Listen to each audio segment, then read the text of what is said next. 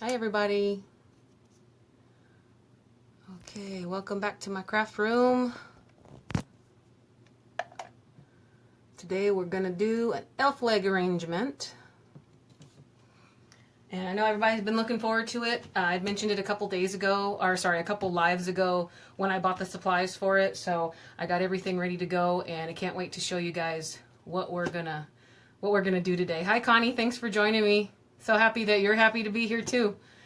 So I'm still making sure you guys have a good view. It doesn't look like you can really see my table very much. Let me move this just a little bit more.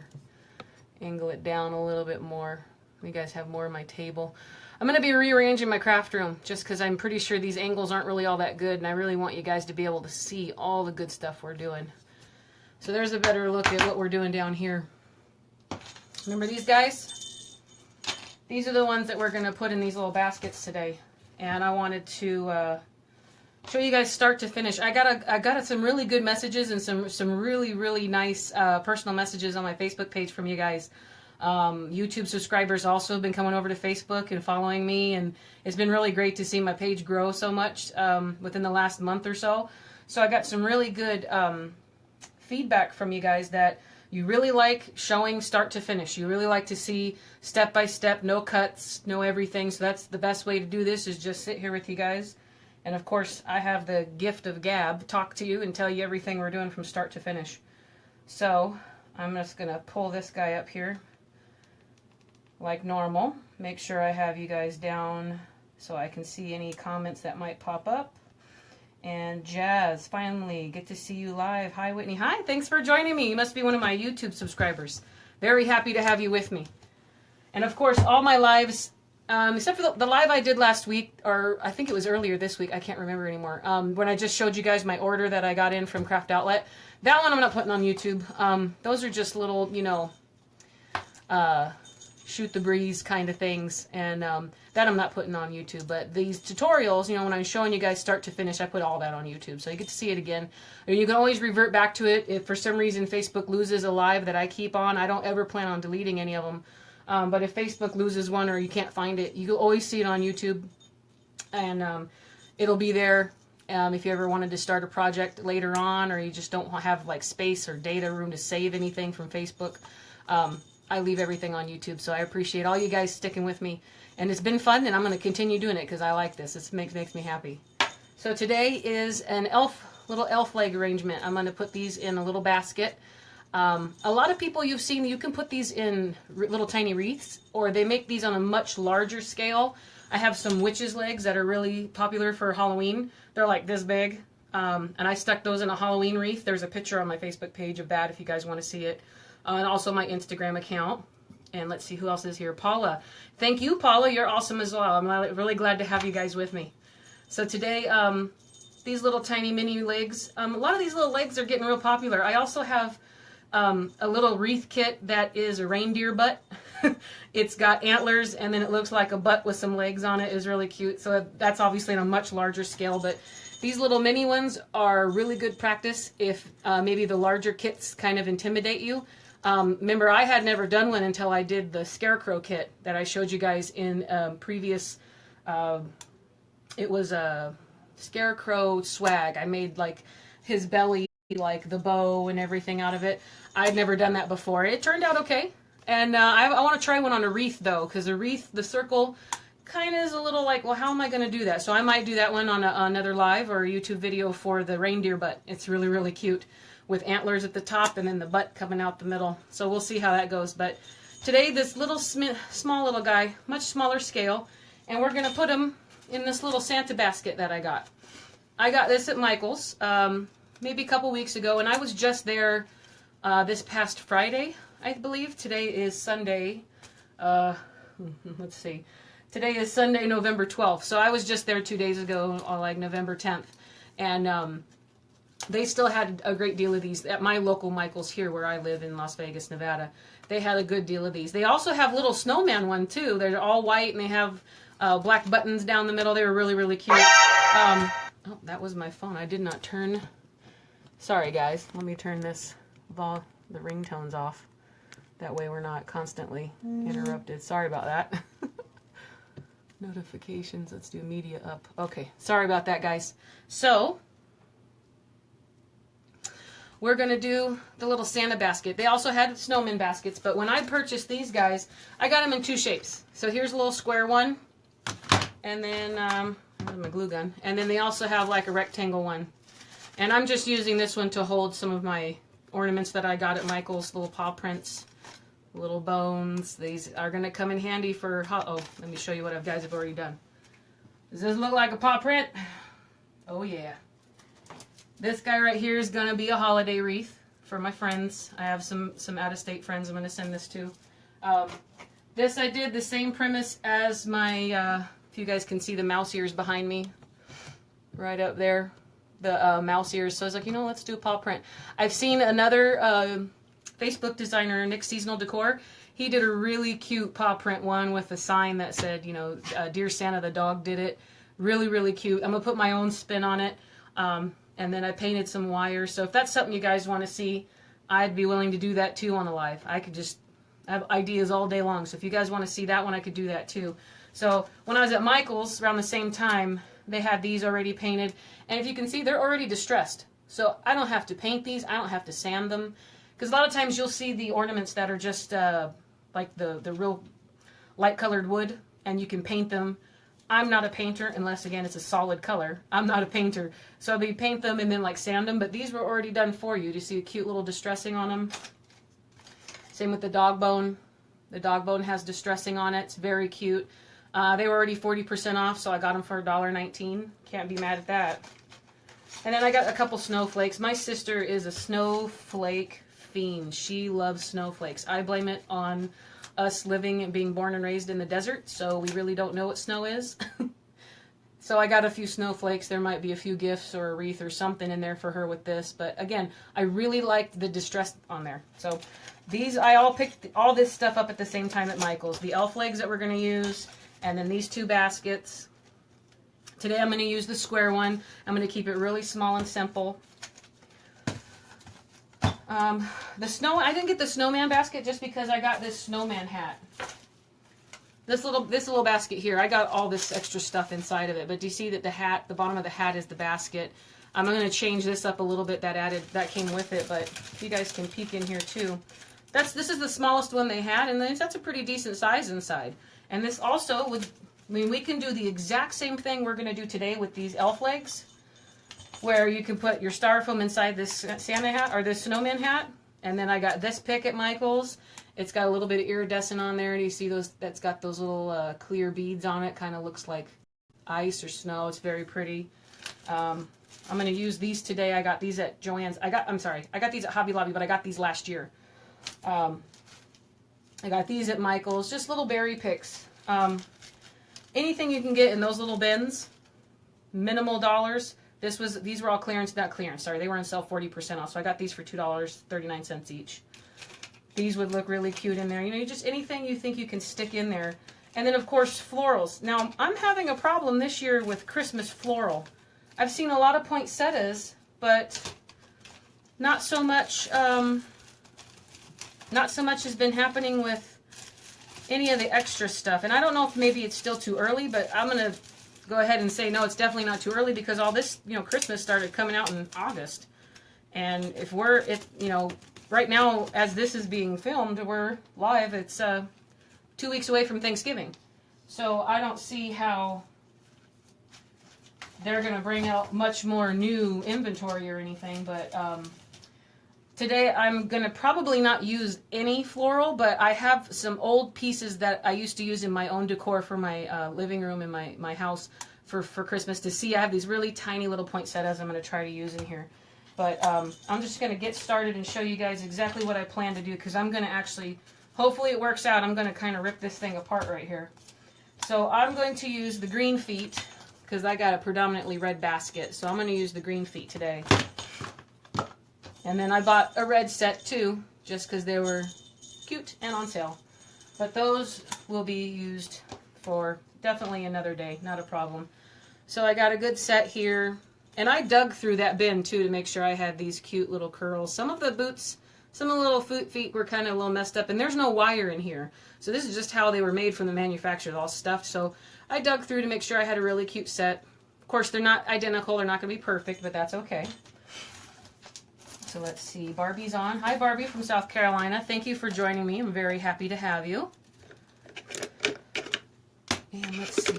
My first idea here is because this, oh, and by the way, this was regularly $4.99. I got it for $2.99. So $3 for this basket. Super, super cute. What I plan to do is, I've made arrangements before with the basket and I've left the handle on. It's never been an issue.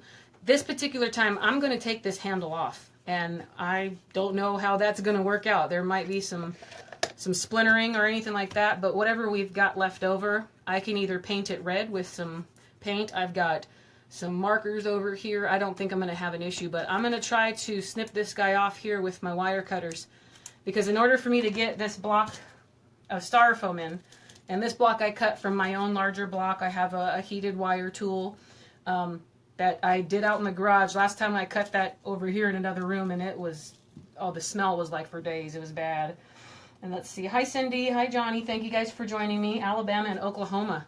Thank you guys. So happy to have you. So we've got this block. I can't get it in here. But that's not the main reason I want to take the handle off. I want to take the handle off because I think it's going to interfere with the elf legs. When I do other arrangements, I've done toolbox arrangements that have the bigger toolbox handle in it. I haven't had a problem with it. The flowers you can put in front and behind, and it's never an issue. And then you can actually still use the handle to pick up the arrangement in the toolbox. But for this guy, I'm going to try to just snip this off here, and we'll see how this goes. I don't know if it's going to work or if it's not, but let's see. We got to put a little bit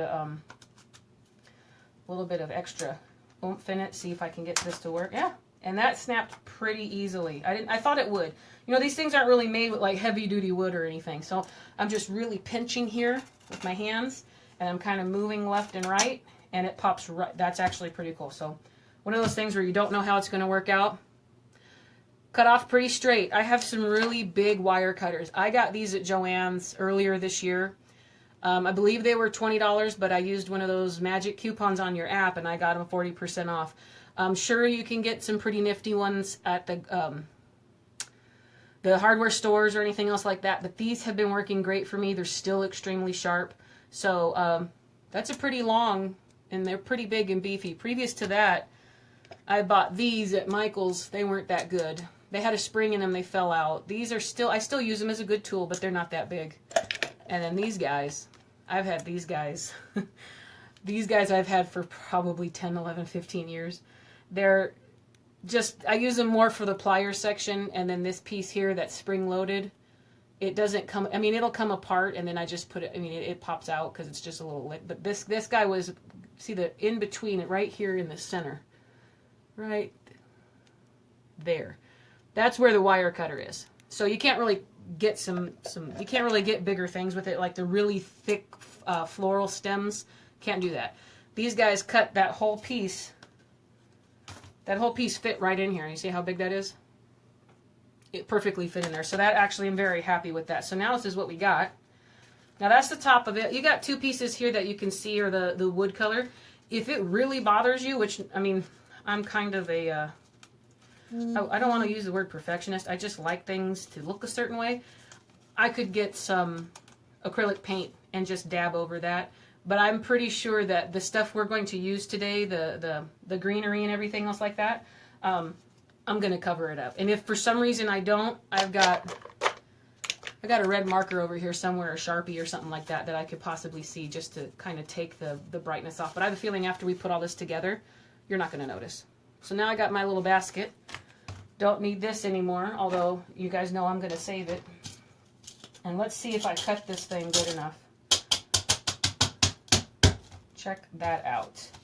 All I did was sort of measure this next to my block, and I used a Sharpie, and I was like, okay, 3 inches, maybe 4 inches. That fits pretty good, but see, now the problem is I can't get it back out to glue it in. And I don't think that's going to be an issue, because if it's not coming out... Alright guys, so now I don't got to glue this in, because I can't get it back out. That's nice. Alright guys, I guess that worked out a little bit better. We'll see if it'll come out later. If it comes out while I'm working on it, I'll just have to glue the bottom of it, but yeah. I'm not gonna be able to get that. I was like a snug fit. That's the best way to do it if you're gonna cut your own styrofoam. Otherwise, you gotta buy the blocks that are already cut. I buy a huge block of it. So I said recently, just right now, Joann's on Friday put out their, or Thursday put out their 60% off of one regular price item. And I think this block is $20 or $25, so you get 60% off of that, and that is a crazy good deal. I'm not sure wherever you guys are in your states and cities, but in Las Vegas, styrofoam doesn't ever go on sale. And styrofoam, batting, regular foam core, those things are expensive to get out here unless I'm not looking in the right spots. I don't have a wholesaler's license or anything like that. Plus, I don't want to buy that much of it. But to get styrofoam like this, it's much more inexpensive than buying the little pre-cut individual, like you're like $2, $3, $4 each time. I got this off there, so I just cut it, and it looks this guy's fitting in here perfect. So I'm not gonna mess with it. I may have wanted it just a little bit lower here. Do you see how it's? I mean, it's exactly even with the top of this. I couldn't do that twice if I was paid to. You know what I mean? That's perfect to the top of it. So we'll see how we're gonna go. I'm just gonna have at it and just start placing these. These are my two main guys, so I want to make sure I have them where I want them first. So we'll see exactly how much I'm gonna cut. Right now, I'm gonna shoot the sticks that they came with. I'm gonna place them down in there as far as I can see. Let's see, Roseanne, hi from the Catskills. Nice to have you with me. And yes, yeah, I agree. Yeah. So you're with me there. The styrofoam is expensive and never on sale. Exactly. And I just got a notification from Joann's yesterday, or today maybe, that they're extending that 60% off one regular price item to today. So if they have them in your area, you can go get that really big piece of styrofoam for really cheap. And before I got the wire cutter thing, it's a really hot metal tool. I guess I showed before, but here, I'll show you again. This guy right here plugs in. Gotta be very careful. This gets really hot really quick. I ordered the longer piece because you can get them 4, 5, 6 inches. I needed it to cut through a big piece, so this I believe is, well, I can measure it. This is the 8-inch rod. I think I paid maybe $12, $13 for this. I got it on Amazon. This is the best thing I found. Before that, I was cutting it with, I tried a couple different little tips I saw online. One of them was to use dental floss. Now that one you can't control. Like dental floss, it worked really good, kind of seesaw back and forth, and then, or a bread knife like from the dollar store that you don't care about, something that, you know, you don't mind if it gets ruined, something like that. And it looks that, yeah, see, okay, so I'm going to have to push this back in. This guy is not stuck in there. It's coming out really, really easily. So what I'm going to do is just dab some glue on the end of it. And I think my glue gun's dying again, you guys. I don't know what it is with me and glue guns. They just seem to either injure me horribly or I can't keep them alive. So I may have to go get another glue gun pretty soon. I have my glue pot here, but there's some things you just don't want to stick into the glue pot. You know what I mean? So, all right, now that guy's much shorter, so I'm going to back him out just a little bit. And it doesn't look like it's staying with me here.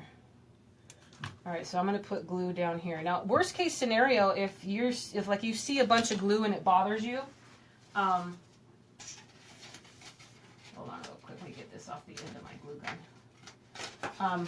I can tie ribbon down here at the bottom, but I'm just going to kind of see what I got here, and I'm just going to shoot a big bunch of glue here at the bottom. I don't know if you guys are going to be able to see that, but I put a bunch of glue right at the bottom of there just so that this guy won't keep coming out. And I'm moving it all around, kind of in and out a little bit.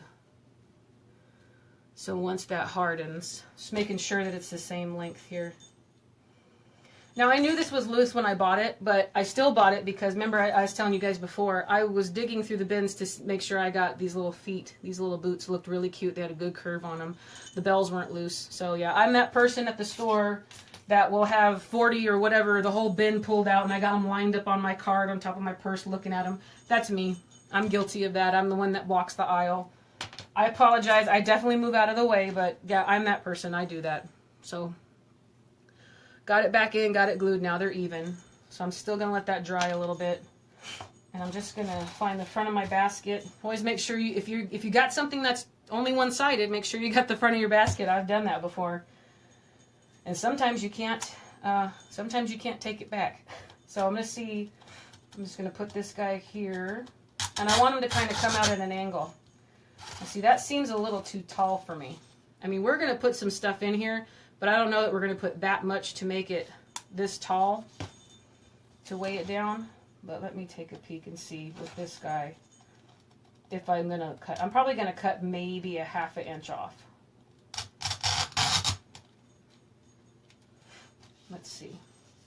I mean, we're going to cover a lot of stuff. I got a lot of good little notions and little cute picks and things. But I think this might be just a little bit too tall. It's kind of too big and too tall for the size of this basket. You kind of want a bigger base. So I'm going to take these back out. And remember, I haven't glued anything in, and I'm just going to cut maybe about, let's do about 1 inch off. Now this is and see that those are pretty good sturdy wire on this thing. So not too bad there. And then if you want to make sure you're getting the same length on the other one, just kind of use your first one as a guide. You know, hold them together, make sure they're even. Use your first one as a guide so you know how much to cut off on the second one, and then you're looking at the same height.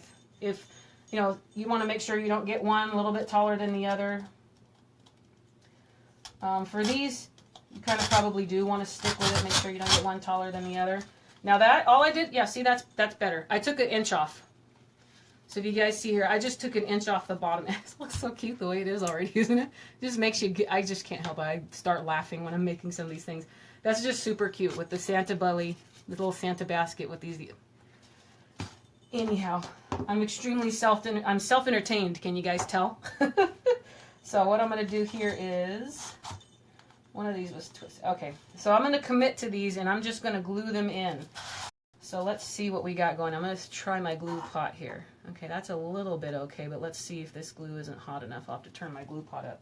I just dip it down in there and then stick it back in.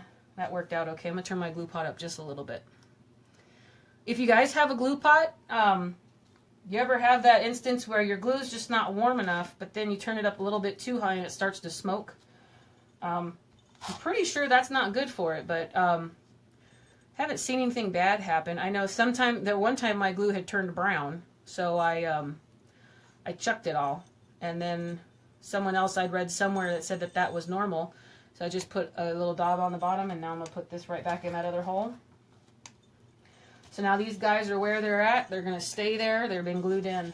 But, oh, say, Barbie, your family thinks you're crazy. Yeah, well, my family does too.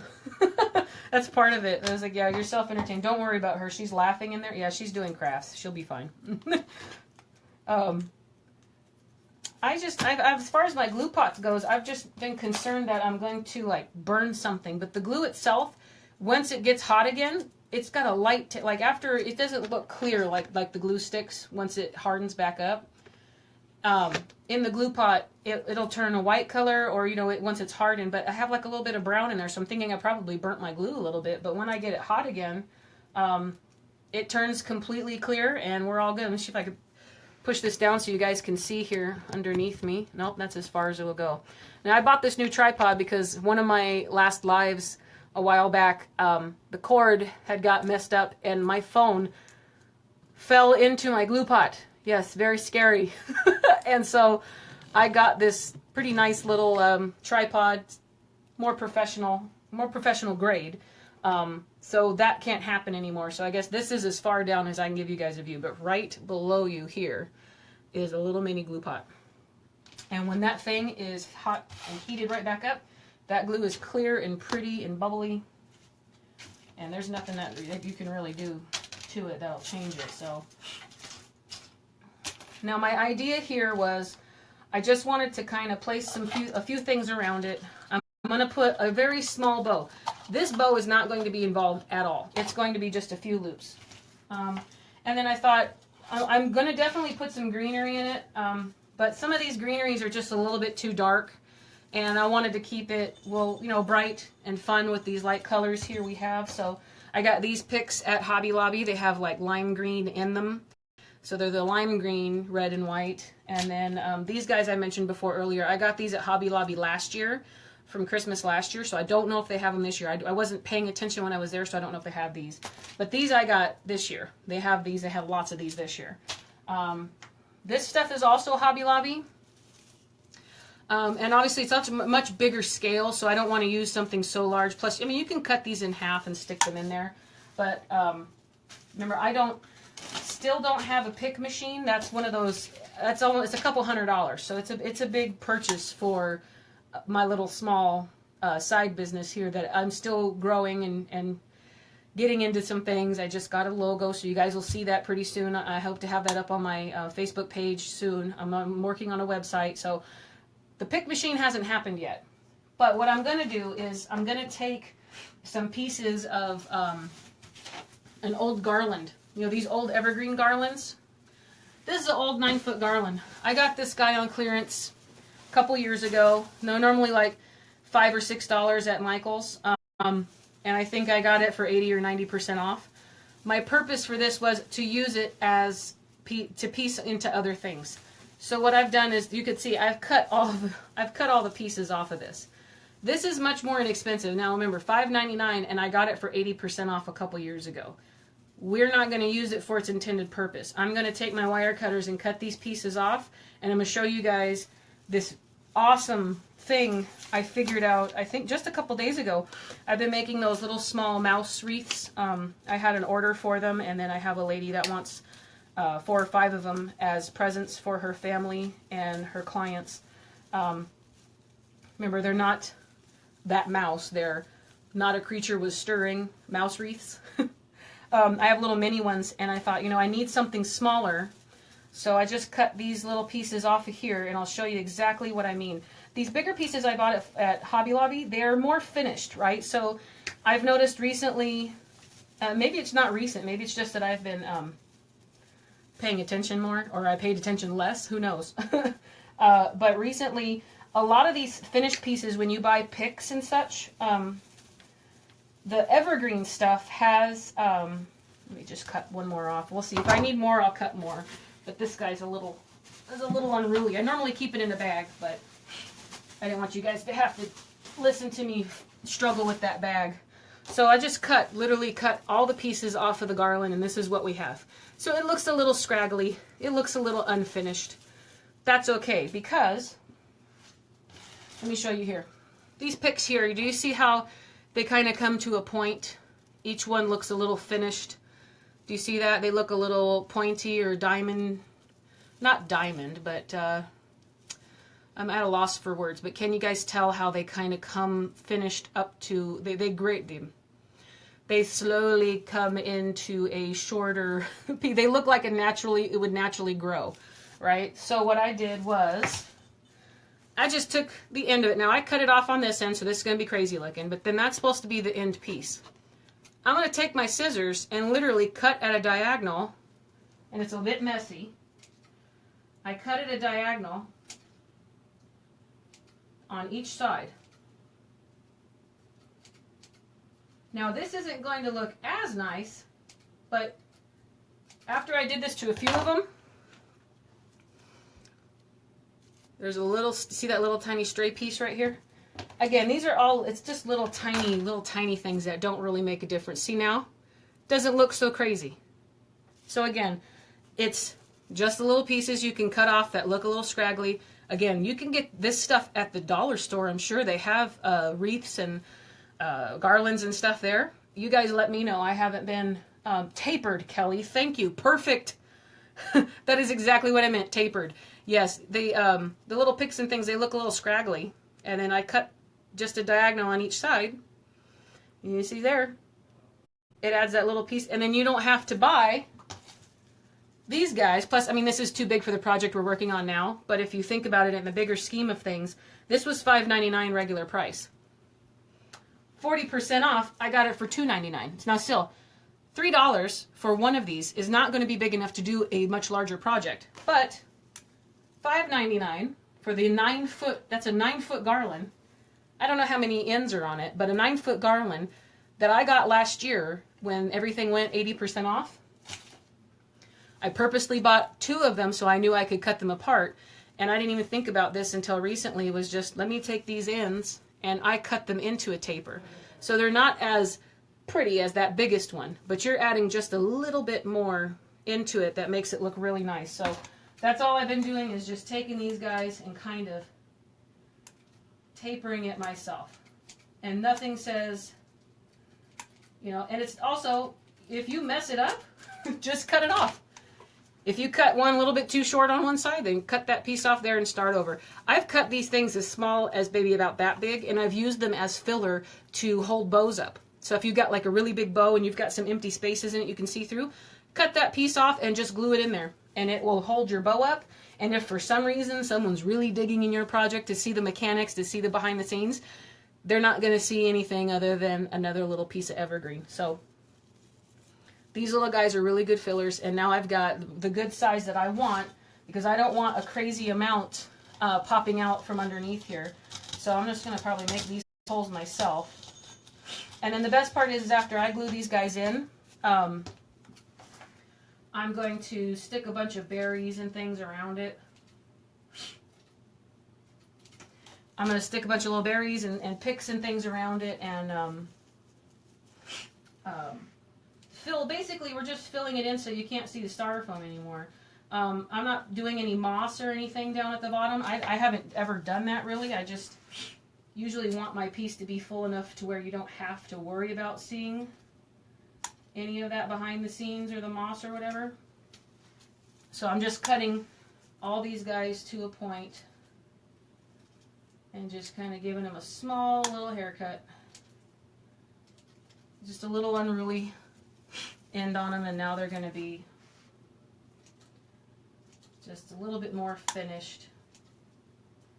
And if you want maybe that more crazy piece, you kind of don't want to have any kind of little fix to it, then leave them all wild. Leave them wild and crazy, and you go with the more crazier, wackier look. It's not, it's all personal preference, right? Everybody has their own style and their own feel as to what they want. So I just cut 1, 2, 3, 4, 5, 6. 1, 2, 3, 4, 5, 6, 7. I got 8 of them here. And then these guys here, I thought I was going to cut them apart, but I don't think I'm going to. I think what I'm going to do now is I'm just going to test out the waters and pop them in here whole and see what happens. These guys I'm definitely going to be ripping apart just to have the berries kind of move with it. Like, you don't want, I don't know if I want them to have a bulk look.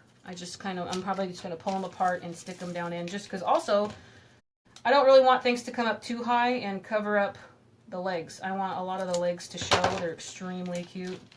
So I'm for sure going to use 2 of them. I'll put this guy over here for now. So I'm definitely use 2 of these. I only have 2 of these from last year, so there's another good stash buster if you got leftovers. I got 2 of these. I thought maybe one in the back corner and front corner. And then on the opposite side of this, I'm just going to make a 2-loop bow. Super easy. I'll show you guys that one. So for now, I'm just going to put my background filler in. And I cut them off of the thing, but I still have a decent wire in here. They're pretty strong. So I'm going to hope I don't have to actually put any floral wooden wires on them. But let me take a peek and see if I can just kind of, yeah, these are going to work out great. I can still literally just poke them down into the project. So I'm using its own piece, putting a little glue at the end, and then popping it back in the hole I already made. And I'm going to leave them sticking up, but my plan is to probably curl them down just a little bit here and there. Now they don't stick in too far, and it started to bend on me. So what I'm going to do is I'm going to get my little extra helpers here. There's these extra wire pieces. Oh, I got this one off of one last night. Look, I don't know if you guys can see. I was so excited. This is a really super thick pick, and I got it off of this one. These heavy duty ones here, you can see that they're actually wrapped with a really thick, almost like a fabric type of ribbon or string. I cut all that off, and this wire right here is a really heavy duty wire. This one's going to be my new little helper slash plastic. I mean, this piece, I don't know if you guys can hear, this thing is really heavy duty. So that's going to also help me push holes down into things like that. And I'm going to get my piece, I'm going to place it in my glue pot right here, twirl it around, and then push that down into, yeah, it's perfect. So I'm just going to kind of sprinkle these 8 that I got here all the way around. And see, I stuck that in the glue and I didn't make my hole yet, so let's hurry up and do that before it gets a little bit too crazy. Got a little bit of glue overflow, but that's fine because everything's still working out good. So it looks like I'm probably going to need a little bit more than 8, but we'll see how it goes. It works out perfect. I also haven't found a way to keep my glue pot clean. Like I don't have any glitter in it just because I haven't really worked with glitter that much this season. I love glitter. I love sparkly things, but I hate bringing it into my house. I like to look at things out. I have a lot of ribbon that's got glitter in it, but I haven't found a way to keep that stuff. I think it's something I may have to just accept. You know, like this is life now, deal with it kind of thing. But I don't have any glitter in my glue pot, but I got little stray pieces of this stuff, and from my fall stuff I had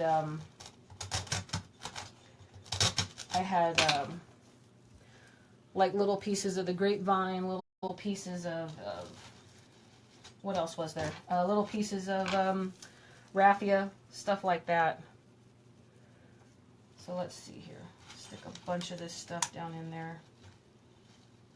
Okay, I don't want to burn myself. That one didn't go in as I wanted it to, so I'm going to use my pliers. Push that down in there. Alright. And see, that's it. So I'm going to have to cut some more, guys. Sorry about that. These are the things you don't budget for. You don't know how many you need. So I'm going to need more than 8. I'll probably need another 8, actually, but just going to cut these things up here.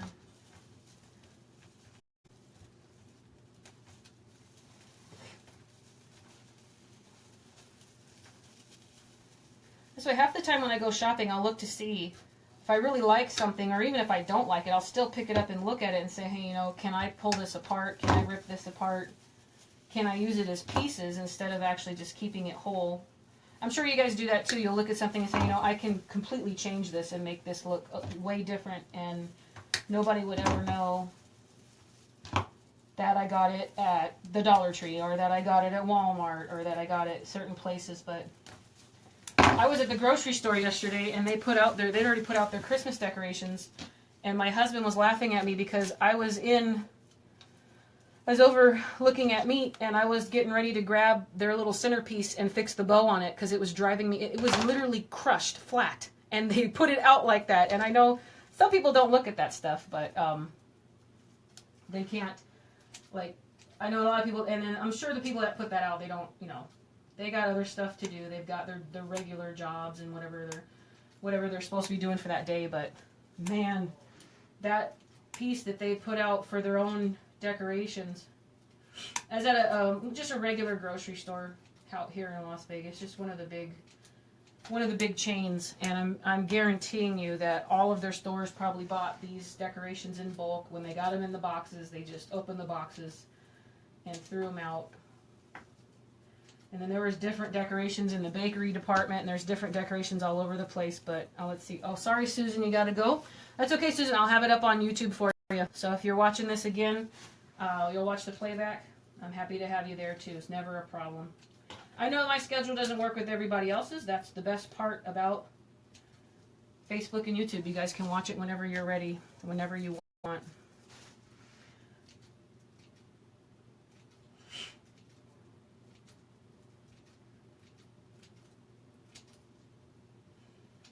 It seems a little tedious, but once you get all these little pieces cut, it really makes a difference in the finished product. When I'm making the little mini, smaller mouse wreaths, it does make a huge difference in your end result, just tapering these guys to a point.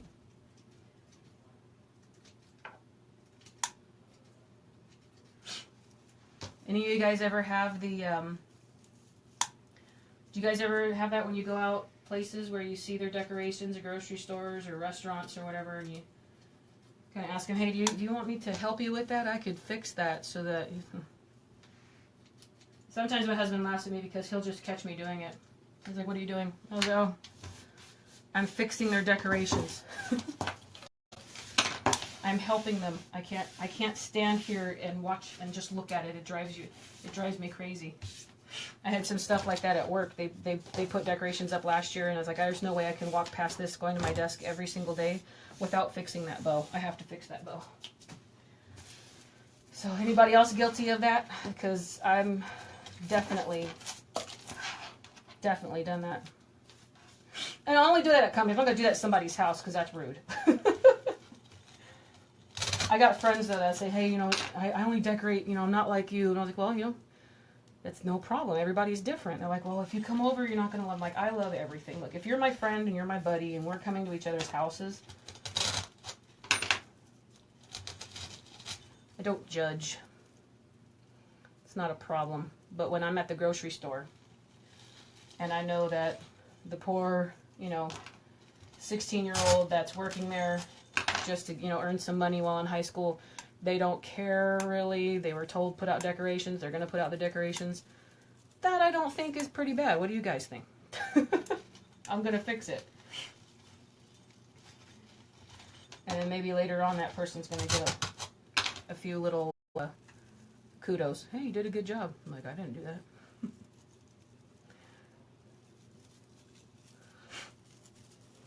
All right, Roseanne, good. I'm not alone, so good. I also have a thing where I'm standing in line at the registers, and if like the chewing gum and all that stuff is like really crazy out of control, I'll fix it. But I think that's just my neatness issue. Like I have a thing where I want to like straighten and fix things constantly, so I think that's just my own neatness issue. And then my husband says, stop it, you're taking away someone's job. I said, no, I used to be a cashier. It was my first couple jobs. I cashiered at, well, my first job was at the drive-in movie theater, but I cashiered at a place out here in Las Vegas called not Home Goods, because Home Goods is still open. This is a place, it was called Home Place. It was sort of like a Bed Bath & Beyond, and it was a huge store, and I cashiered there, and it looked a lot like Bed Bath & Beyond, but it was called Home Place. And it had all kinds of things, and we had huge registers up front full of candy and all kinds of doodads, and that was my job. And I also got to wrap all of the bridal registry stuff, so that was also fun.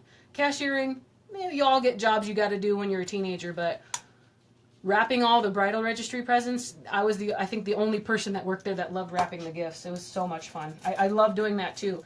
If you guys ever want to see me do some gift wrap and some bows and lots of curling ribbon and stuff like that, my grandma showed me how to do that stuff back in the day, and I'm a huge gift wrapper. I love gift wrapping. Also depends on what kind of pets you have, because for a long time we had some cats you know, like to eat ribbon, curling ribbon, and tinsel. So growing up for a while, none of the gifts that stayed in the house for us ever had bows on them, because the cat would attack them. So now I'm moving on now. I just got, basically here, I'll show you guys. All I did was I just stuck this greenery around the base. Now you can see a lot through there, and I still have 1, 2, 3, 4. I can tell you what, 1, 2, 3, 4, 5, 6, 7, 8, 9, 10, 11. I put 12 pieces in here right now. Remember, I started out with 8, so I have 12 pieces in here now. So this is what we're looking at. You can still see a bunch of styrofoam, not an issue. I have 1, 2, 3, 4. I have 5 more pieces I'm going to use as filler just to make sure I have. I'm still staying on track. And you see how that leg is moving a little bit? And the other one's not? That's bugging me. Let me see.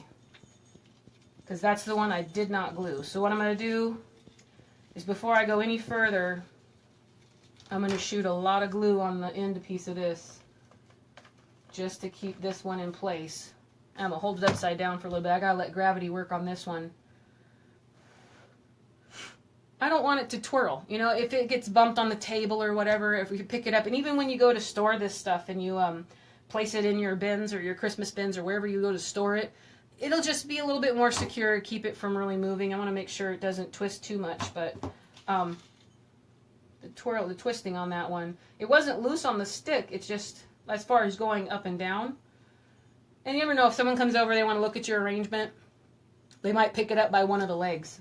And if the leg falls off, well, then you got to go hurry up and fix it. And if you've given this as a gift, or if you've sold this to one of your clients, you don't want any of the little pieces to kind of fall off. You just want it to be a finished product. Make sure they're happy with it. So it's always trying to figure out, okay, well, if someone decides to grab it, or if a little kid gets a hold of it and wants to look at it, I just put an extra little shot of glue in there to keep it.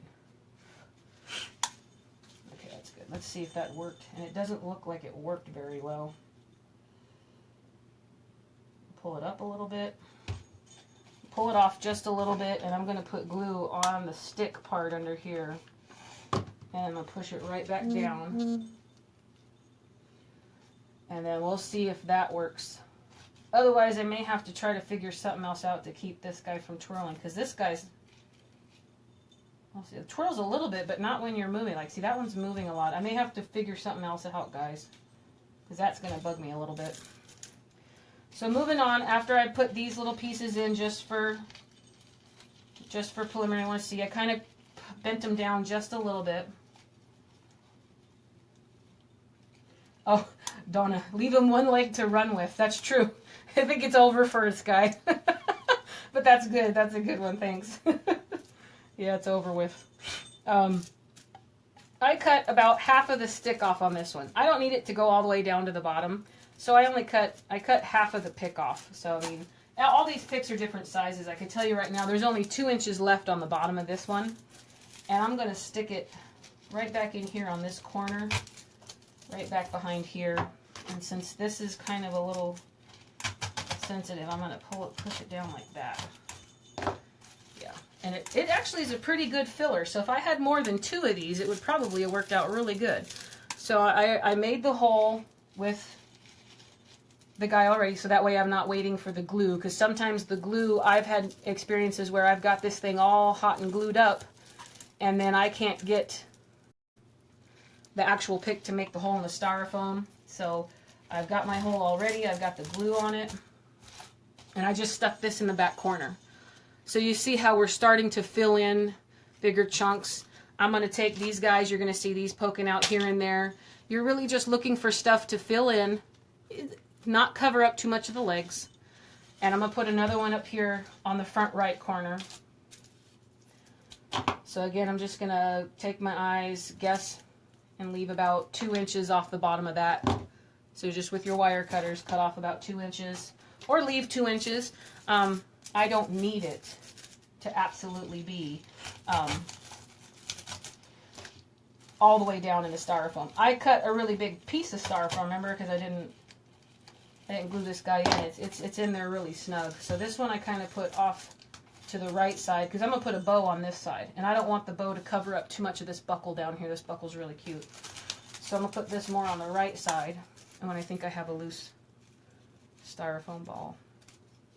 Oh no, okay. This piece is moving right here through here. So it's not coming off of this piece. Once I put a bunch of glue down here, we're not going to have an issue anymore. So let me glue this up and push that down here into this hole. Another little piece on the front, and then there's the back. So those 2 guys are down in. Now for these guys, I'm going to start cutting them up.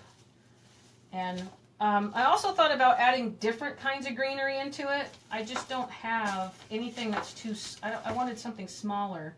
These are too rubbery. Like the ends of these, once I stick these in hot glue, that's going to melt. I've seen them where they just curl up and they melt, and then you kind of have to like either hope that it sticks to the project or let it dry and then use your floral tape with a piece of the floral wood picks with the wire on it and fix it.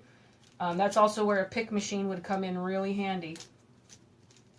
But I don't really have much else. Remember I told you guys I had a bigger issue this year finding florals, little small florals. I found really big pieces. I found really big bushes of different things with holly berries on them and stuff, but I hadn't found much that had... Oh, hold on guys. I just remembered. I do have something. It's a different texture But I bought this when I did the candles. Remember I did the live stream of this, the dollar store Christmas candles? I bought this to use on some of these. These have that soft, almost like a foam feel to them. I think I'm going to stick a couple of these in here too, just for some different texture. So you've got the classic evergreen pieces, and then this is a little bit different texture, different look, different green. I can stick a few of these in here, I believe, and I like the length on them too, so I'm going to leave them the way they are. Let's just put 3 in. Let's see, how many is on this pick here? 1, 2, 3. There's 4 on this piece. So I got this whole bush here. This was in their floral department. And it is still a Christmas bush, or a Christmas stem at Hobby Lobby. Was regularly $6.99. I got it for $3.49. So it must have been doing either $6.50. That's half off, right? $3.50 from 6. Nope, $3.50 from 7. So yeah, I got it 50% off. So I just pulled this one piece off of here. Let's use these 4 pieces here and see what we can come up with. Now these guys look kind of thin, so I may have to reinforce them somehow when I'm putting them in. But I'm just literally taking them off the piece I pulled off, and then I'm separating them here, and then all of this stuff is wrapped already with this papery type, I guess this is their equivalent of floral tape. It's like this papery stuff that they use to keep them together. If you literally just pull a little bit, you put pressure in the right spot, you can pull off the pieces, and then this is what you have left. And then this guy obviously is left last, but I can just pull that straight up. Everything comes apart. Everything, I like to say, especially when I'm checking out at places, they're like, oh, do you make a lot of things? I said, oh yeah, I have a YouTube channel. A lot of people show them different things. They go, oh, do you want it? I said, no, doesn't worry. Put it all in one bag because none of it's going to stay in one piece. I rip everything apart. So, let's see. Roseanne, you're rocking it as always. Thank you so much. I appreciate that. That makes me feel really good, guys. All right, and let's see. Donna, I like these. Okay, perfect, good. They're still at Hobby Lobby. They're still available right now. So now I've got these 4 pieces here. And depending, I just want to, everything's about testing out the water. So let's see. Now that stuck in there pretty well, but I don't think this has wire in it. And if you see, I'm trying to bend these. No, these don't have wire in them. So what I'm going to do is I'm going to test it out here. And I think I'm going to do the same thing I did before. So let's just try cutting one in half. And everything's let's find out and see what happens. So I cut this guy here in half. It's not unraveling. And it looks pretty good. Check that out. I cut it in half, and this is where I cut it from. That end piece still looks really good. I don't need to do anything to it. And then this piece here, I'm just going to push that up a little bit. If you can see here, the wire came out, so I pushed this up a little bit. When I go to glue this in, it'll stick to it just fine. So if you guys wanted to see me do that again, or if you can kind of see and peek and see what I already did to it, this is partly... Yeah, these things are going to stick straight up, so I'm going to put them kind of closer to the inside. So let's see. I made a hole already with one of them, right there. And it makes really small holes, so let me put this in real quick, and then I'll show you guys, try to show you a close-up of the actual basket once I get that in there.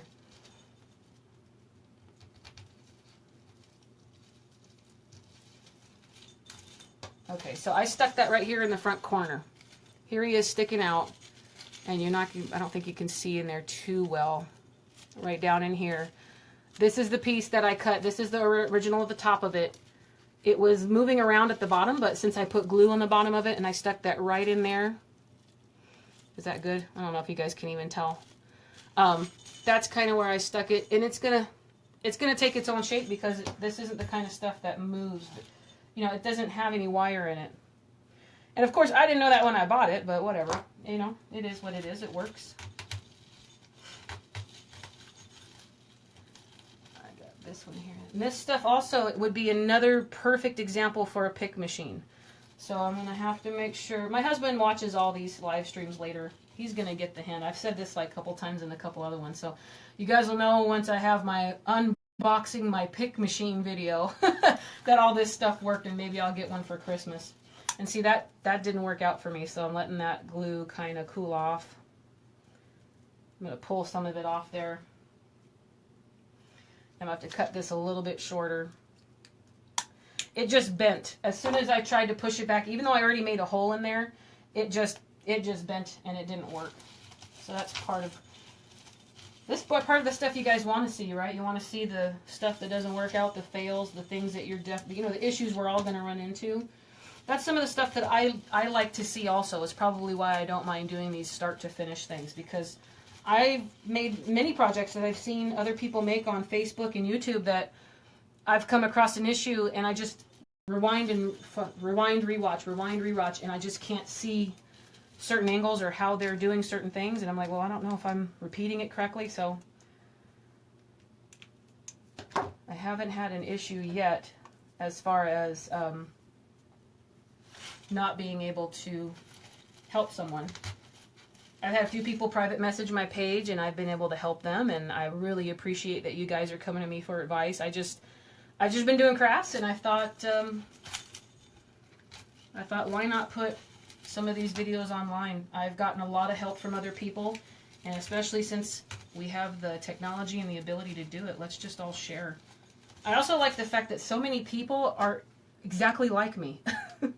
It's kind of fun to think that we're all pretty much the same when it comes down to it. Everybody's got glue guns, everyone's got different tips and tricks and different things like that. You can learn from everyone. This little guy's giving me a problem, so I'm a little concerned. I'm going to glue the top of that right there. I'm a little concerned I'm not going to be able to get this one in. This is a bigger hole, but let me see if I can just help it. I think that's perfect. I made a bigger hole with that big metal piece but just kind of making this guy fill in a little bit, come to a little bit more life with these extra pieces here. So let's see, Donna. So question for you. When you first started out crafting and making things, did you ever feel your work was not good enough? Absolutely. Absolutely. You know, like even like I remember my first deco mesh wreath. Guess who bought it? My mom. Mom is your mom is your best cheerleader.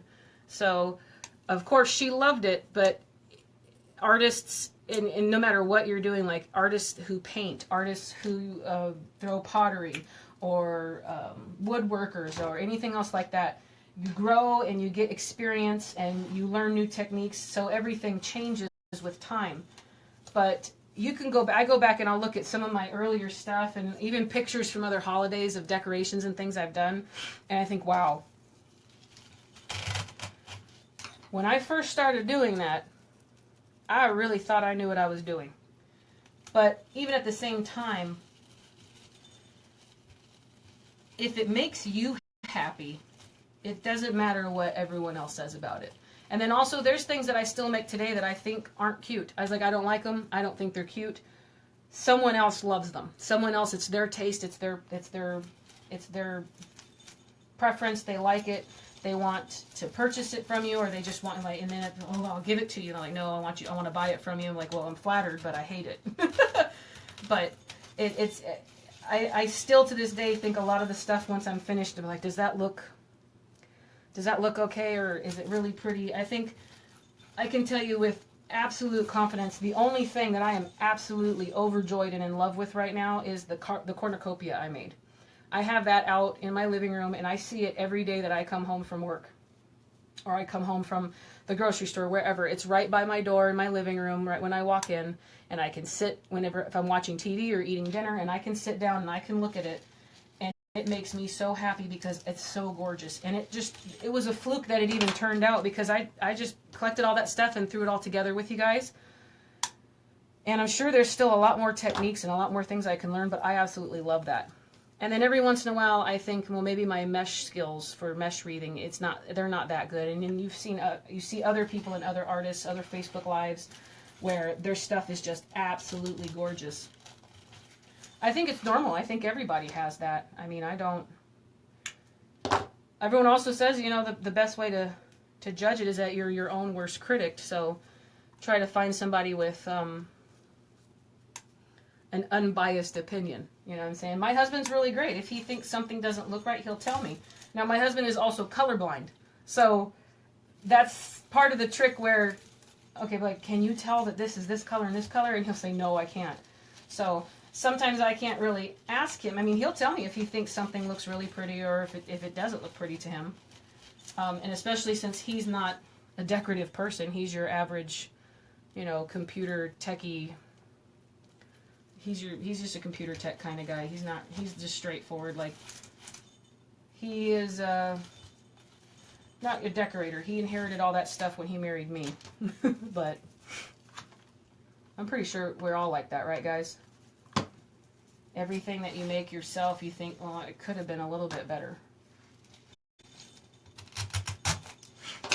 Also might be something to do, too, like if you want to sell items. I've done so many craft fairs and sold nothing. So I stopped doing craft fairs because they were also hurting my own confidence, too. It's like, well, I've got to be doing something wrong if I'm not selling. And a lot of times they're like, no, you're just not you're not finding your niche. And I said, okay, well, people don't want these floral arrangements. There must be something wrong with them. And I was like, no, there's absolutely nothing wrong with them. You're just not, you know, it might be the wrong time of year. It might be the wrong price point. So I think I've done maybe 5 craft fairs in Las Vegas total. Of those 5, I have only sold one thing at every craft fair, and that is it. So I stopped doing craft fairs. The table money, you know, the placement money, the money you buy for putting things to purchase your table space, and then loading up the car, and then making sure I'm packing everything so that everything isn't getting ruined while I'm driving over there, and then unpacking it. And then in Las Vegas, I'm always worried that if I leave my stuff alone, someone's going to steal it. But I've never had that problem. Normal craft fair people out, I mean, craft fair people, all the vendors, they're really great out here. I haven't had an issue with anybody stealing anything, but lots of people are just worried about leaving their booth and stuff. It's just the stress and all that, and then to sit there and people walk by and they give you compliments, but they don't buy anything, and I'm like, okay, well, something's wrong. I'm not doing it right. So I just I've stopped the craft fairs. I've laid off because after so many fails, you kind of say, okay, well, maybe this is a different time of year. I'm going to need to just focus on something a little bit different for a little while longer. And that's why I opened an Etsy shop earlier this year in May. And I've sold about 4 things on Etsy. So you get that little sale thing from Etsy. It makes you feel so dang good. And also I've noticed the people that are purchasing from me are not local to Las Vegas.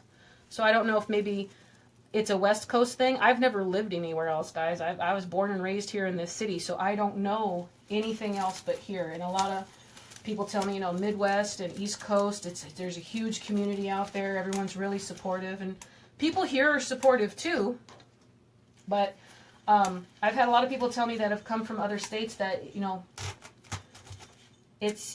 Las Vegas may have a different type of mentality as far as handmade or crafting goes. Everyone I've met as a vendor has been super, super nice and great people, but... And let's see. Roseanne, you relate to me. That's perfect. And Donna, you can relate. You always doubt your work, especially if they want to buy it. Yeah. If you're selling it to someone, then yeah, you got that extra little nervousness like, this is going to be someone's purchase. I want to make sure it's perfect. I don't want anyone to get something broken, and that could raise some more issues here. So I think I filled all this in with all the greenery I'm going to put in here. So here I've just literally been making holes, poking holes, gluing them in, poking holes, gluing it in. So I got 2 different kinds of stuff in here.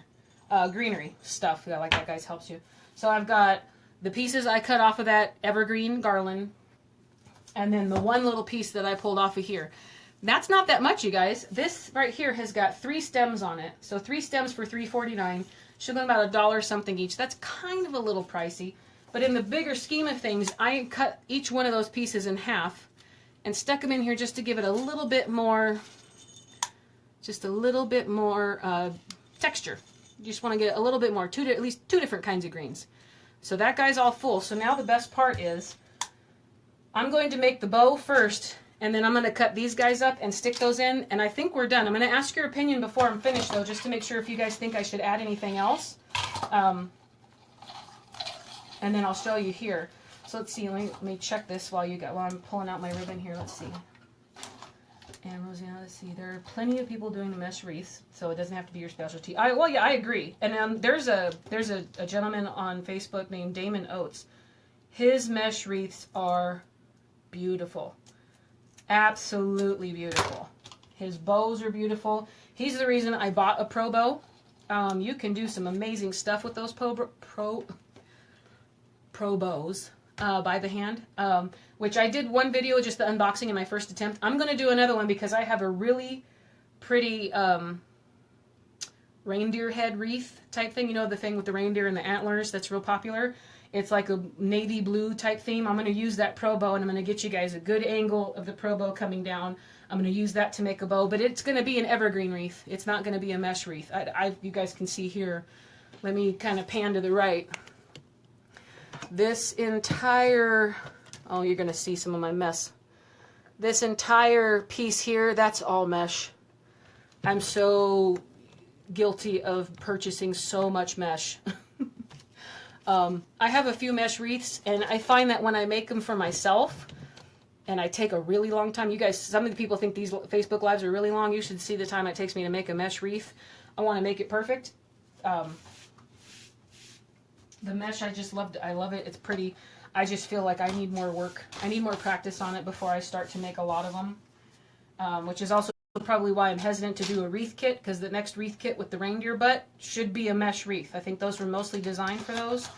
So I'll try it, and we'll see how it goes. And if something horrible should happen, you guys can help me and give me honest opinions and let me know what you think, if I should stop, rip it apart, whatever.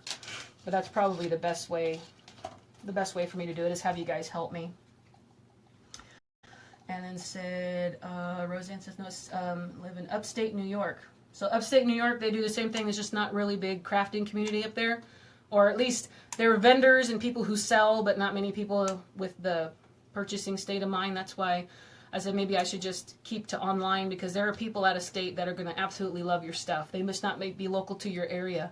And everybody's got a different talent. Everyone's got a different personality. And that's the best way about me doing with these Facebook Lives. You guys are all different. And I'm obviously, I'm just as different as everyone else, but we all kind of collect together and share all of our ideas.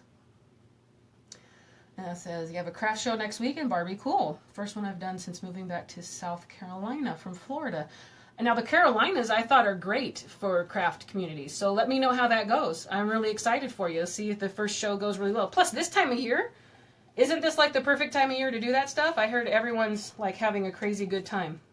You guys, you let me know. Let me know how it goes. Message my page. I'm wishing you luck for it. And then Roseanne, oh, you brought a pro bow. Yes, it really does save your hands. And I love the fact that there's the thing called the Terry bow, Terry Marshall from Millendale Designs. She has her own patented bow on the pro bow hand called the Terry bow. 6 different ribbons, and that's the bow that I'm going to attempt. I haven't done one before, but that's the bow that I'm going to attempt. Other than the one that I made when I opened the box, when I got my pro bow, that's the one I made, and I'm going to try that one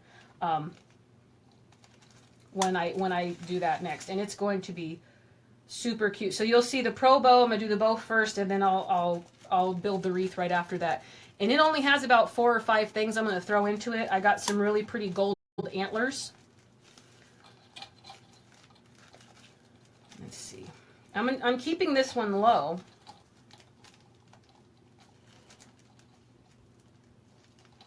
Well, that's good, Barbie. I'm very glad that they're decent there for you. And let's see, Roseanne, you're going to see that pro bow demonstration? Gotcha.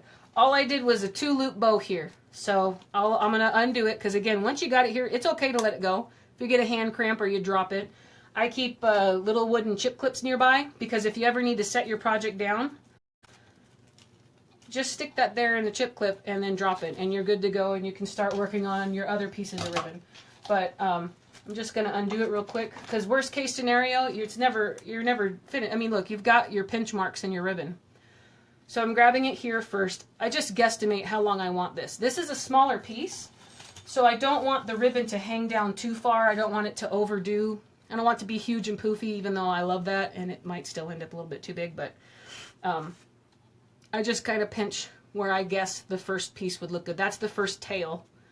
and then bring up enough to where I think that's a good size loop. So I pinched it, and then I take the ribbon and I twist it so that it's facing forward. So you pinch and twist, bring it back around, pinch it, and then you got to twist it one more time to get the front of the ribbon facing. So if you see here, this ribbon has like a soft felt center, and the back doesn't. So this is only one-sided. If it's if it's double-sided ribbon, you don't have to do any kind of twisting. You can just pinch it and you're good. And I like that kind of ribbon. Unfortunately, a lot of it doesn't come double-sided. So I only made these two here. Here's my two, excuse me guys. Here's my two loops. Everything's coming forward. I'm going to take this one and I'm going to cut it a little bit longer, probably about right here. Got special ribbon scissors, and leave it like that. I'll cut the dovetail in it once I'm done. And here we go. Here's my chip clip. So I'm going to have this save my place. And now this guy I also got. Now this is old ribbon from Michaels. They still have this. Celebrate it. I don't know if they have this lime color this year, but I did just buy from Michaels this stuff. This is a bright lime green color. It's got a little bit of a foily accent inside of it. And then here's this one where this whole thing is like a solid foil. I just got these last week at Michael's. So they still have these lime green ones. This stuff was popular last year. I got it in gold and red, and I got oranges and brown at fall, but I bought mini spools of this stuff. So I have a lot of it. So that's why I was just picking something that I had already in my stash. And let's see, Barbie, you're a floral designer. I've always wanted to do that. I've actually looked into going into classes to become a floral designer to see, because it might be later on in life for me, but this has become such a passion that I have some more desires to go even in maybe to fresh and artificial would be awesome. So that's kind of cool. Oh, let's see, and Roseanne, you work in a florist and do all the bows by hand. So that's like all day long, huh? Your hands get a little tired, I would imagine. I don't get to do it that long, just what you guys see here and the little few things I make. But biggest thing I did was I think I made a garland for a friend's house. They had really pretty banister. This was years ago. And I think I had to make like 16 bows for it. And that was, and I had carpal tunnel back maybe 10, 15 years ago. It was more than that. 15 years ago I had carpal tunnel surgery. So my hands don't hurt like they used to, but 16 bows for me back then when I wasn't as good as it as I am now. But 16 bows was a lot for me back in the day. And let's see. Oh, you're self-taught floral designer, so there's hope for me, you're saying, right? I don't have to go to school. Yeah, a lot of stuff out here, like in Las Vegas with the casinos, and then all the people who get like their weddings and stuff like that, everybody wants you to have a degree, some kind of floral degree. And I was like, well, maybe my YouTube channel, maybe my Facebook page, maybe that'll give me enough of an example of what I can do. Everything I've learned, most of my floral stuff was from my grandmother. She was amazing.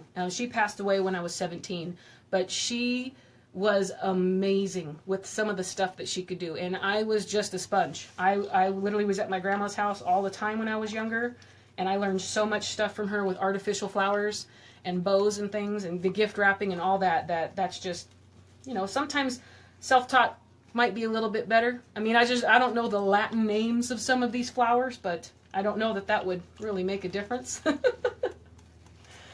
So now this extra ribbon here, this is not wired. This is just the little cute stuff, regularly $5. I got it for $2.50, so 50% off. And then when you dumb it down to the actual price, this ends up being 21 cents a foot. So I did a 2-loop here, and since this is a little bit less of a width of a, this is, man, what is this? This isn't even it's 5/8 inch wide. So I'm going to do a 4-loop bow here. This is the same premise where I have to twist it because it's not double-sided. So I'm just kind of twisting and pulling in here. And this stuff is actually a little bit more forgiving. It's not wired. And then once I get a chenille stem around it, a little pipe cleaner around it, you still have room to like mess with it. So I'm leaving these a little bit shorter, and I only cut these guys at a diagonal. I don't put a dovetail in them when they're really thin. It's a little bit too much work, and sometimes it's for nothing because there's just not enough width there to put that in. So most of the time, these little thinner ones, I just cut at a diagonal. And then you got your, I didn't do that one yet. You got your dovetail on these other bigger ones, and that's where it is. So I've got that piece made. Just pinch them together. And let's see, I am out of red and green. All right, I'm just going to use this lighter color. Pick the color that best works, you guys. It won't be like too noticeable in the middle. And then also I can stick some berries between here. Remember, I haven't cut these things up yet, so I'm going to stick some berries between here if for any reason that stuff like pokes through. I like to pull my stuff forward this way and then take my stem and twist here. That to me gets me the tightest twist on the back of that ribbon. And I just keep twisting and I just keep twisting. And then now, the tightest twist of this up to the base of the ribbon. And then I don't go too far here because I don't want it to stick too far in my project. But I just keep twisting until I'm absolutely sure I got a really good secure piece in there. And then after that, you can just kind of manipulate things, move them around. Now this bow isn't going to stay like your traditional bow because I'm going to kind of nestle it down into the corner over here. And it looks like, see, it looks like my pieces, here's the bow. These pieces got kind of pushed up top. So I'm going to kind of pull them now, pull them a little bit further in. There's nothing you can't do. I mean, the wired ribbon itself is very malleable. It'll do what you want it to do. This stuff is a little bit more crazy, but because I don't have any wires in it, but I want it to be. I don't want it to look, you know, I'm just pulling it and pushing it. And everybody knows the forever habit of twisting and adjusting your bows. So I'm going to cut the dovetail in the other end, pinch it in half, and then cut from the middle outward. I'm sure everybody sees that, and then you get this piece here. So then I cut that off. If I want to make that shorter after I put it on, I will, but I just cut the end off of it now just to get a good idea of it. And then here's my issue, because I'm putting this down into styrofoam. This chenille stem isn't going to work out. So because I don't have a pick machine, because a pick machine, again, would be perfect right now. And once I get one, you guys are going to love it. I'm going to show you from start to top how wonderful it would be to have one. But without a pick machine, those of us that don't have one or don't want to spend a couple $100s on it yet, there's these little things here. These little floral picks. Anybody in the floral, you guys know these things in the floral community. It's just a little stick, a wooden stick, really thin. I mean, this is kind of heavy duty. And it comes with a wire already on it. I don't know if you can see that. It has this gold wire on it. See that there? They come this way. They come in different sizes and lengths and colors. I just bought this bag at Hobby Lobby. Floral wooden picks, $2.99. I got this at Hobby Lobby months and probably, I think maybe even last year. I haven't used that many of them. And I got their 6-inch. And I don't know how many there are because it doesn't say how many there are. It's a value pack apparently. Oh, 60. 60 of them in here. So once I dumb down the price, you got 50 cents a stick. Not bad. A little bit of work involved here. Sometimes you can use this. This would be like for wrapping around the piece. You'd put your piece of like the stem on something. Let me show you guys. So like let's pretend that this is a pick, right? So I would take this piece of the pick, put it here, and then wrap it around like this so that holds on to the piece. And then if this is too flimsy or whatever to stick into your project, you now have something thicker to hold on to it. This wire is usually, the wire that it comes with, in my experience, it's really thin. I'm pretty sure it's because it's meant for live flowers. I haven't had that experience yet. So a lot of times I don't even really use this. You can if you want. Most of the time it can just pull right off. I just wrap it around the top. So what I'm going to do with this bow is I need to secure it to one of these picks so that I can use this wooden piece to push this down into the side. So what I'll do is, the chenille stems, I've got my really tight twist here at the top, right? So on the back of my bow here, this is how much I've twisted my chenille stem. What I'm going to do is I'm going to put glue right here on this piece, and I'm going to glue this piece right here on the back of it. That's what I'm going to do first. Then I'm going to wrap my chenille stem around this top and then put more glue on it. That's just to secure it. So real quick, we put this glue here with my glue gun. So here's another instance where your glue pot's not going to help you. So I'm just holding that on there, and ripping it around. And let's see. Let's take a look. All right, so you've used 1,000 of these little wood sticks. That's cool. Okay, good, Barbie.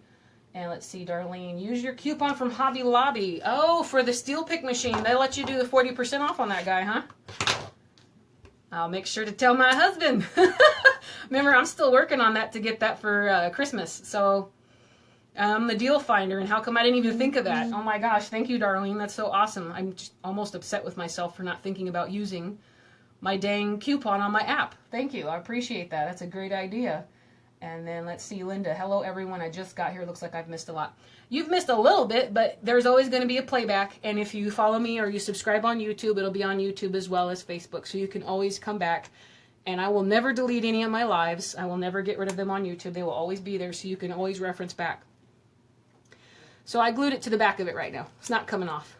Now, next step, I'm going to take my chenille stems and kind of crisscross wrap them around. Do you see that? So I'm just literally wrapping them around the stick here, just to kind of back it up just a little more than it already was. Give it a few twists now. You know, literally just wrap, wrap, wrap, twist, twist. Anything you can do to hold that on. It's not going to come off at this point.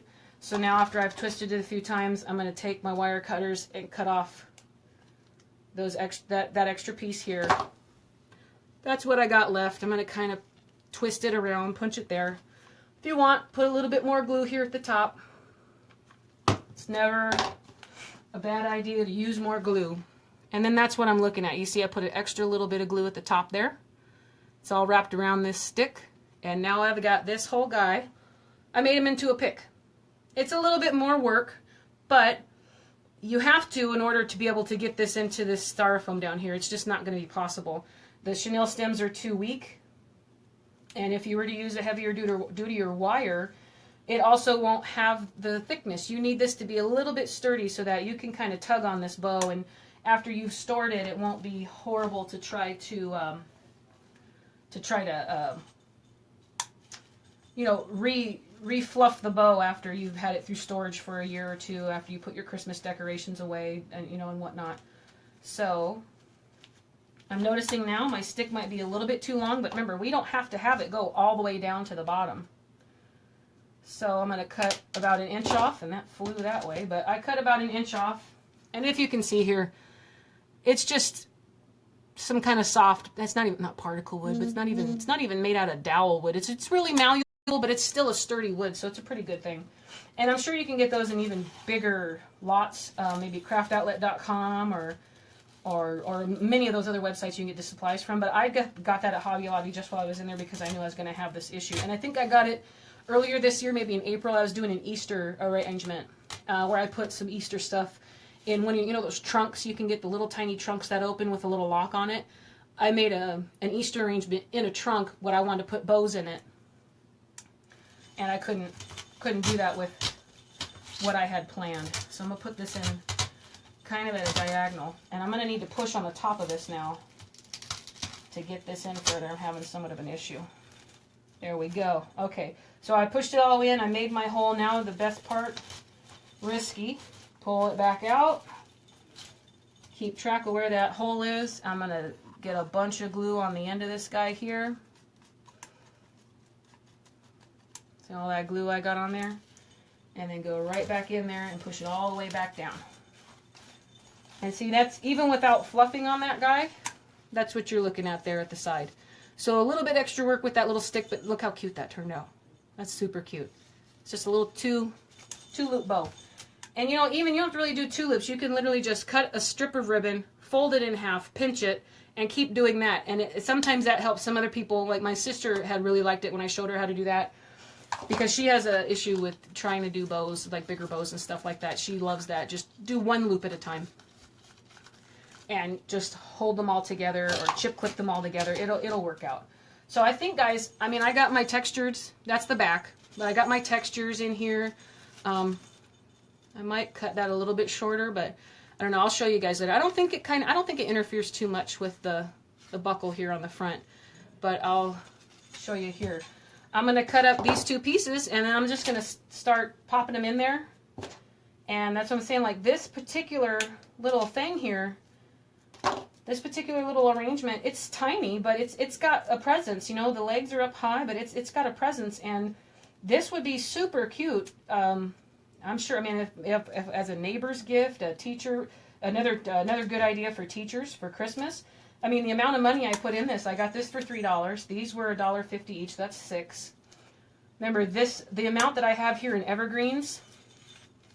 This was cut off of a 9-foot garland that I've been using for a lot of projects. So I would say there's probably not even a dollar. So maybe even like 50 cents worth of evergreen stuff in here. Now these extra little pieces here, that was going to be about $1 because that was $3. So about $1. So we got 6, 7, 8, 50.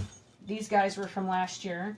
So maybe $10 so far. And then with these guys, I got, oh no, what'd I do with my tag? Oh, this one might have one.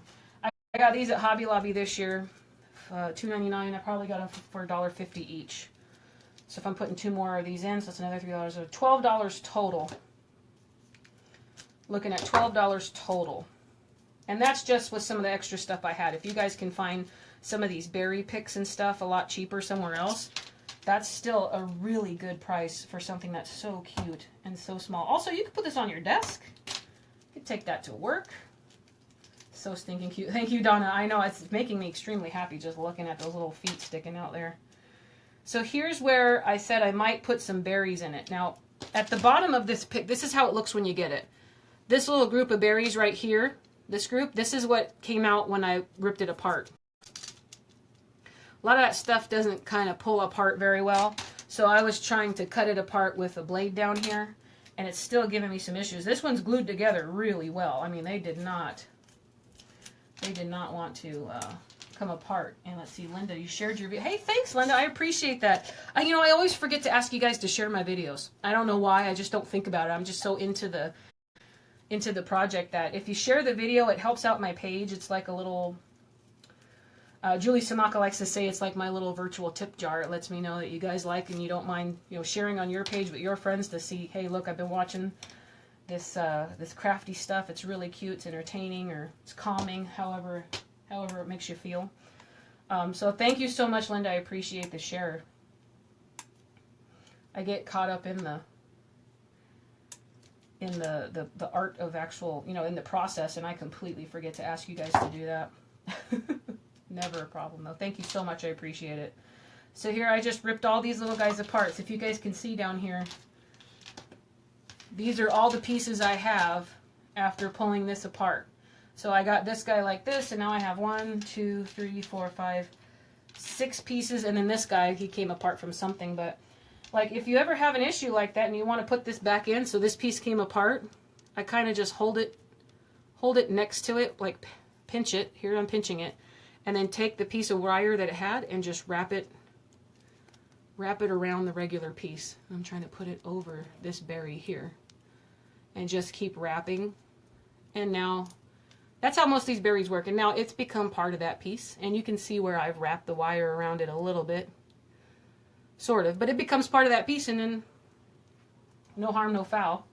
And if someone's really looking into your project that much, number one, be flattered, because they're trying to see how you made it.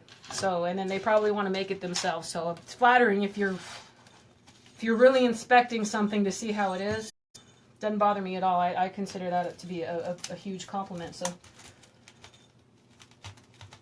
just take this guy and kind of pop him in there, and that's really all there is to it. And so far, this is all working out. So you're going to have to kind of dig in here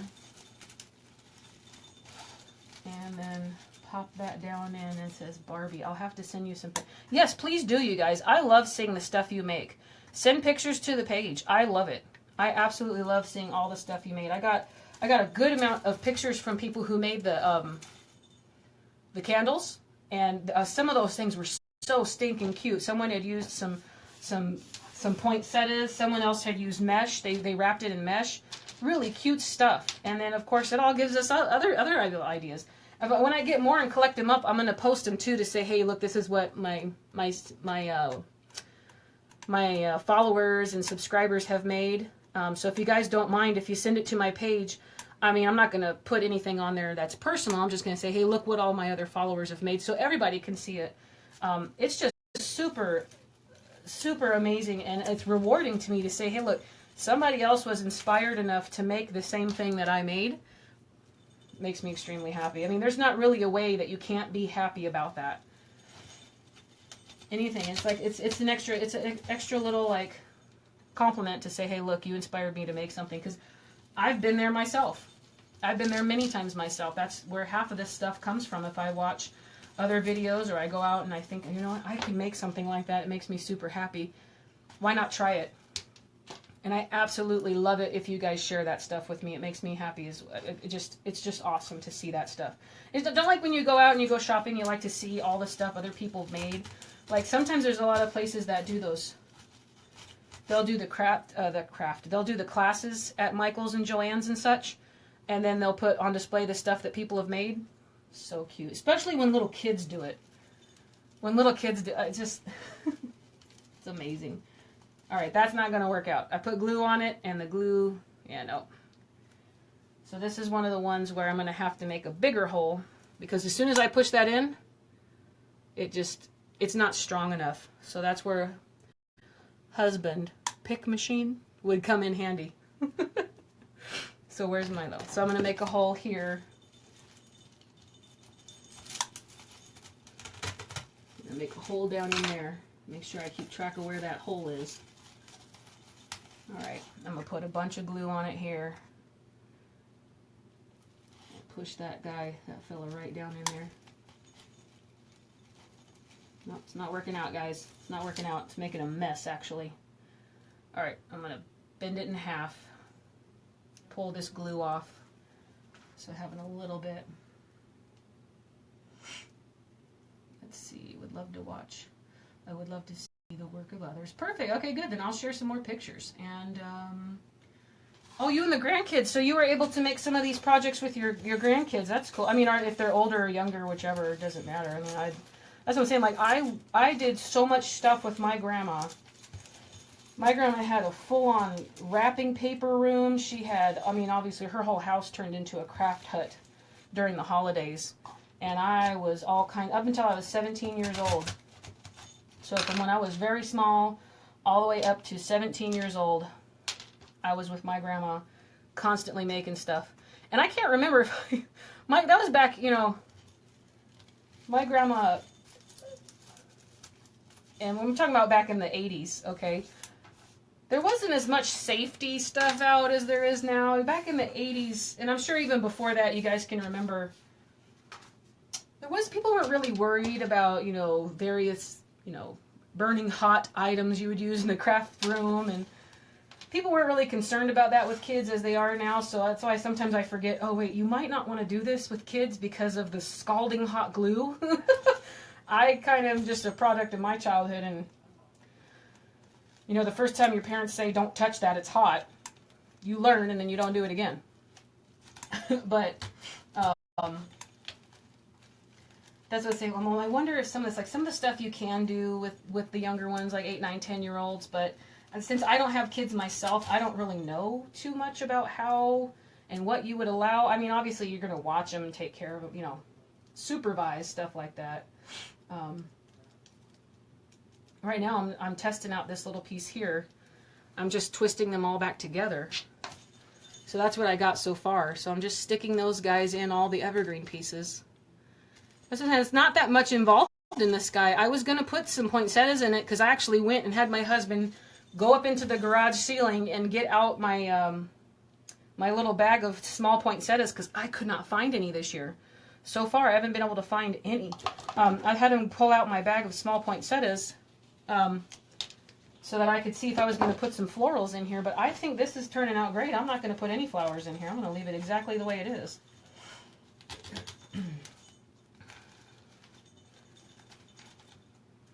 Yeah. See right here, I just stuck that little bundle, this little bundle of berries right here. I'm going to put it right down here, dead center in the middle of this bow, right in this piece. So let me glue this guy up real quick, and I'm going to place him in there, and I'll show you guys. I, for some reason, am habitually guilty of always putting something in the middle of a bow. I don't know what it is about it, but for some reason, I can't leave the middle of a bow naked, whether it's a pine cone or some leaves. So there I just stuck these berries down in there. So if you get to kind of get a little view of it turning, then there's your berries in the middle. Then you got some more berries and the more picks. Obviously, I haven't done the back just yet. So I got this full thing up here. I'm going to stick this guy right down here in the center. Right back here. And then I'm going to put this whole piece on the back. Break it all up and stick that in the back there. Okay, let me push that in. And then at that point, I think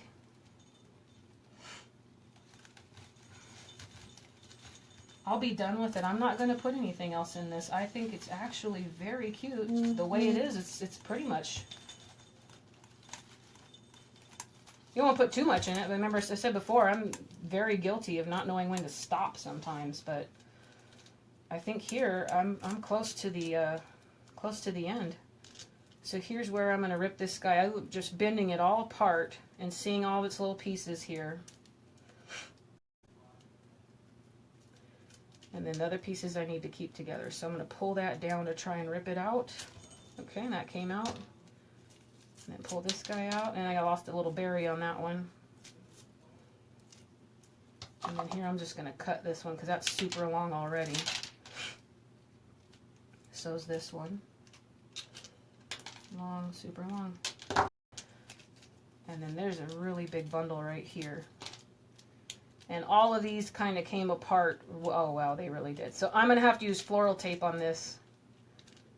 Not bad, not bad, though. Okay, so this little bundle right here, when I ripped it apart, do you see all these loose... I can't twist them. It's just not... They're not agreeing with me. So I'm going to hold them together. And that's where... That's brown. That's where floral tape comes in, guys. I'd never used this previously, and I saw a few people use them to keep them together. So you just kind of grab it, all the little pieces, and twist it. And then you have to tug on floral tape to get it to like activate the sticky. And then just keep wrapping, keep wrapping, keep wrapping, keep wrapping. And keep pulling. That little bit of pressure and the tightness that you put on it, that's what creates the sticky pieces, and it will stick to itself. Keep wrapping, and then I go back up. And then I just literally pull it like that. I don't cut it. It's very forgiving. And then just wrap, wrap, wrap.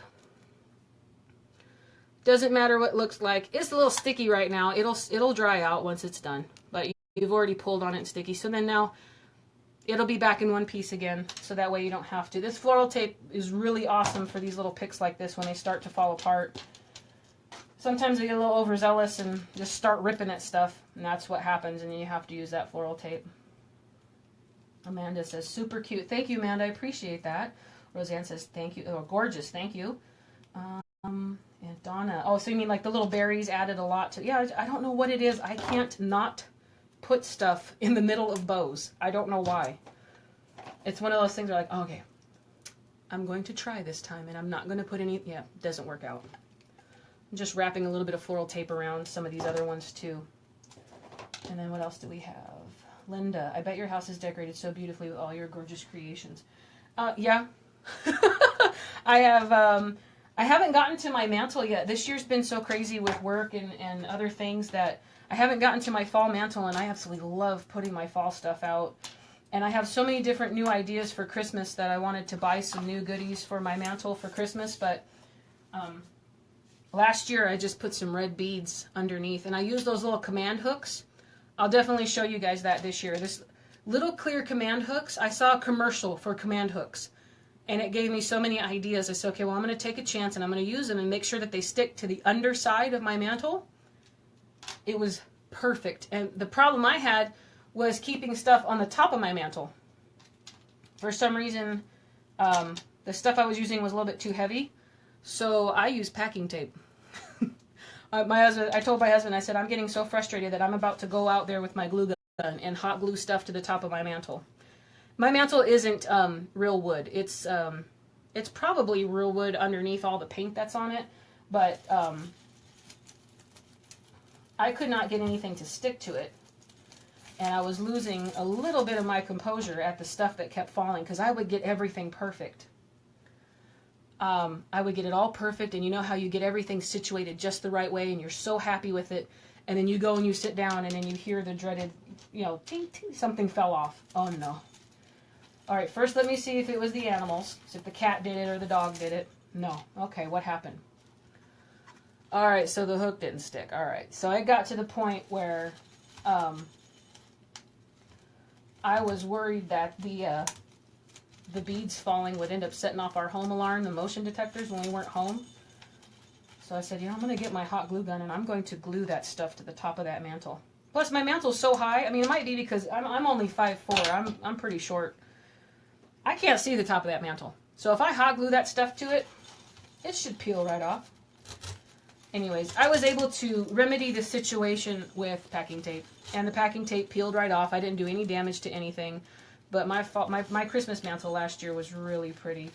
I couldn't put my stockings on it, though. I was looking as maybe... last year I also didn't have this Facebook page with as many of you guys with me last year as I have this year. So I'll ask your opinions this year to see. I don't have... I didn't have a way to put my stockings up, so I left my stockings down last year.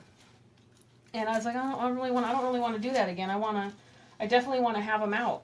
So this coming year, I'll put them up and I'll see if I can get you guys' opinion, or see if this one of you guys can help me out with an idea.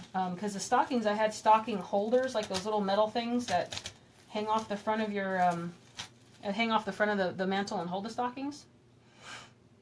Glue gun or duct tape. I use it for everything. Duct tape, yeah, duct tape, they make all different kinds of duct tape now, huh? Like painter's tape and all that other kind of stuff with different strengths. I didn't think about that too. So I just used clear packing tape. So if it's good enough to glue boxes, to tape boxes when you're moving, it should be good enough for all the other stuff. So I've got this last one here, is this little bundle. And I'm going to stick him right out the back side right here, just where I need a little bit more... to get a little bit more depth here, because I stuck a good amount here out this side.